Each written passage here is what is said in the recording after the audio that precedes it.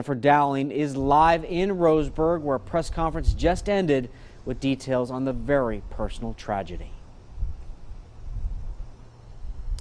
Dan, good evening. Well, we learned today during a press conference that before firefighters could bring their victims here to Mercy Medical Center, they had to wait until law enforcement cleared the scene. The chief telling us that as soon as he could, he went into that hard-hit classroom and realized he needed to set up a triage because there were just so many victims. But he even said he never imagined how personal this would become as two members of his firefighting and EMT family lost loved ones that day. Now, fire chief from the district number 2, Greg Marlar, said it was a horrific scene. There were a lot of casualties and fatalities, and because of that, it did take a while to positively identify some of those victims and alert his 2 employees they had passed away officially. He said among the victims, firefighter Justin Anspa's son Trevin, just 20 years old. Greg said Trevin was a great outgoing young man, full of spirit and energy, and was very excited about starting his studies at UCC. Greg said his own son was Trevin's age, and he even knew him from high school. The chief choked up a bit when he talked about having to tell Justin the news.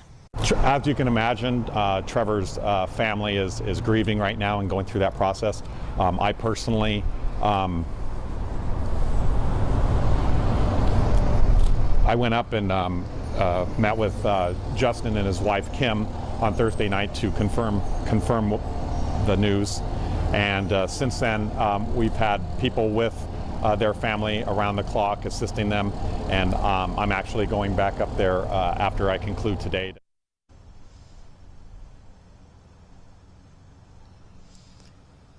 Marlar said EMT Brian McFadden's niece, 18-year-old Rebecca Ann Carnes of Myrtle Creek, was also killed. He said she lived and grew up in South County in a very close-knit family and was very energetic and outgoing as well. As for the other victims, he said many were shot in the hand and legs. Some were treated at the scene. He said his team transported a total of 10 patients to the hospital. The chief says his focus now is on working with their personnel, making sure they are taken care of and have the support and assistance to carry on, because they still have a job to do 24/7.